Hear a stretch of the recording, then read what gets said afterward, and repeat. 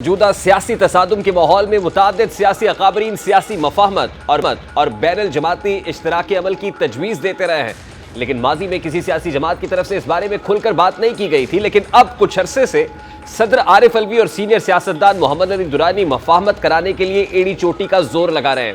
सियासी हालात, नवाज शरीफ की वापसी और मीनार पाकिस्तान पर दिया गया बयानिया, मौलाना फजलुर रहमान के हालिया बयानात और मुलाकातें, ये सब वो कड़ियाँ हैं जो मुस्तकबिल के मंजरनामे में मफाहमती खबरों को मजबूत कर रही हैं।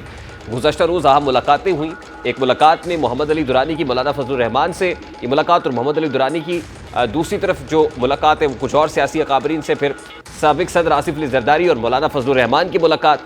मोहम्मद अली दुरानी और PDM सरबराह के दरमियान होने वाली मुलाकात के बारे में जो एलामिया जारी किया गया, उसमें तो ये बताया गया कि मोहम्मद अली दुरानी की मौलाना फजलुर रहमान से मुलाकात हुई। उन्होंने मौलाना फजलुर रहमान से उनकी खुशदामन के इंतकाल पर ताज़ियत की और मुलाकात में मुल्की सियासी सूरत हाल, आइंदा के इंतखाबात समेत दीगर अमूर पर गुफ्तगू हुई। लेकिन ये असल कहानी नहीं है।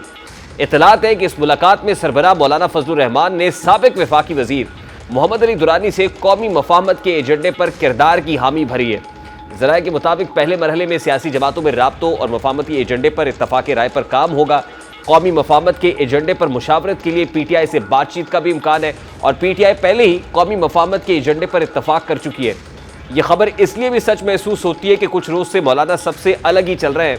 वो पहले भी मफाहमत को तकवीयत देने वाले बयानात दे चुके हैं। एक बयान में उनका यह कहना कि सियासी जमातों और सियासी रहनुमाओं को एक दूसरे के लिए गुंजाइश पैदा करनी चाहिए मानी खेज था, जबकि इससे पहले दिए गए बयान में वो तहरीक इंसाफ के हक में इशारों के नायों में वाज़ेह मौक़िफ़ देते हुए कह चुके हैं कि अगर ये मुकाबिल बंद हुआ तो मुकाबला कैसा है, जिसके बाद भी सब हैरान हुए थे कि मौलाना ये क्या कह रहे हैं। अब यहाँ सवाल ये है कि क्या मौलाना चेयरमैन PTI को इंतखाबात से कबल जेल से रिहा कराने की बात कर रहे हैं? क्या वो इस्टेब्लिशमेंट को ये पैगाम दे रहे हैं कि चेयरमैन PTI अगर जेल में होंगे तो शफाफ इंतखाबात मुमकिन नहीं है? दूसरी जानिब इस मुलाकात के बाद मौलाना फजलुर रहमान के साबिक सदर आसिफ अली जरदारी से भी अहम मुलाकात हुई।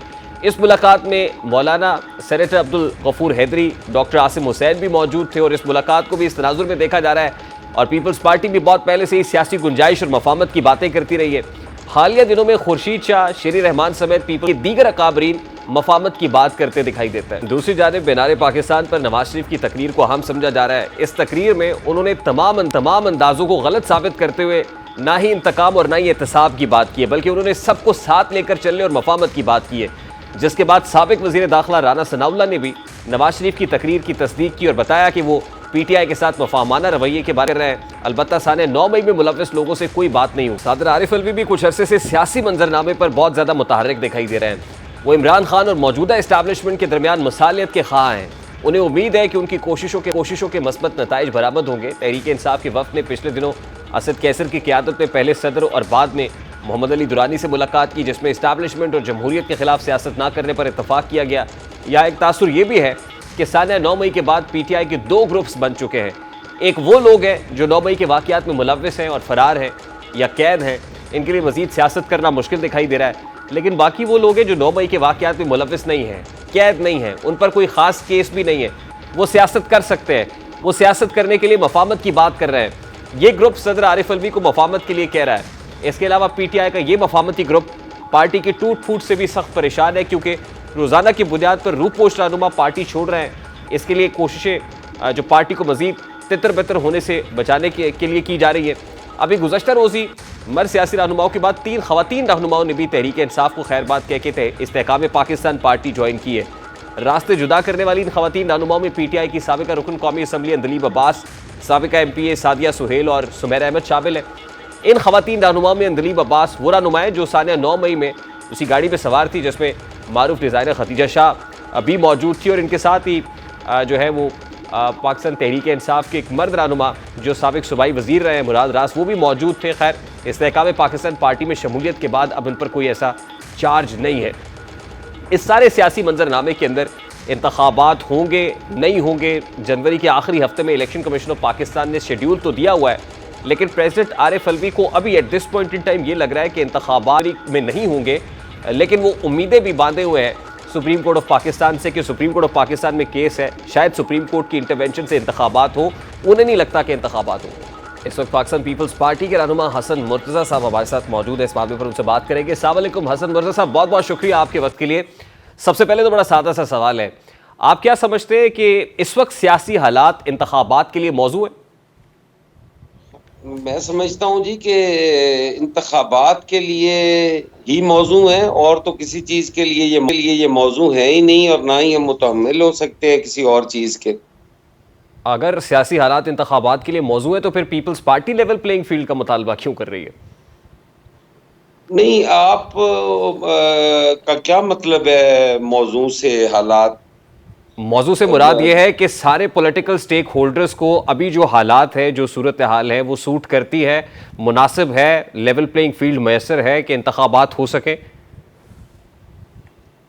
देखिए, इंतखाबात होने चाहिए, लेवल प्लेइंग फील्ड भी होनी चाहिए। अगर वो नहीं भी होती तो क्या उसका मतलब है कि इस बहाने उनको इंतखाबात से भागने दें?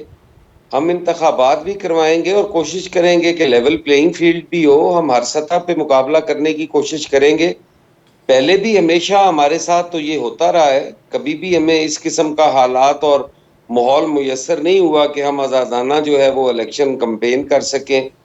हमारे तो जलसों में धमाके भी होते हैं, हमें तो थ्रेट्स भी होती हैं, हमें तो रोका भी जाता है, हमारे तो साबिक वज़ीर आज़म के बेटे भी अगवा हो जाते हैं। तो ये सारी चीजें होते हुए भी हमने इलेक्शन से तो कभी भागने की कोशिश नहीं की। इलेक्शन ही हमारी मंजिल है। पार्लियामान में अच्छा हम हासिल इलेक्शन साहब, की मेरा बड़ा लड़ाई सादा सा भी सवाल है सर। आज पीपल्स पार्टी को बहुत रिजर्वेशंस है कि किसी खास पर्टिकुलर पार्टी के साथ बहुत फेवर की जा रही है, तो पीपल्स पार्टी को उस वक्त रिजर्वेशंस क्यों नहीं थे जब उसी पॉलिटिकल पार्टी की हुकूमत को बलूचिस्तान में गिराया गया था, फिर अपना चेयरमैन सेनेट मुंतखब कराने के लिए सेनेट इलेक्शंस के अंदर जोड़ तोड़ हुआ था, तो उस वक्त पीपल्स पार्टी ने तहफुजात का इजहार क्यों नहीं किया? नहीं, देखें, आप दो चीजें कह रहे हैं। बलूचिस्तान के अंदर हमने कोई गैर आईनी तरीके से नहीं किया। मेजॉरिटी हुई, वहां चेंज आ गई। उसमें अब हम क्या कह सकते हैं? बलूचिस्तान के अंदर क्या सियासत हमेशा ऐसे नहीं रही?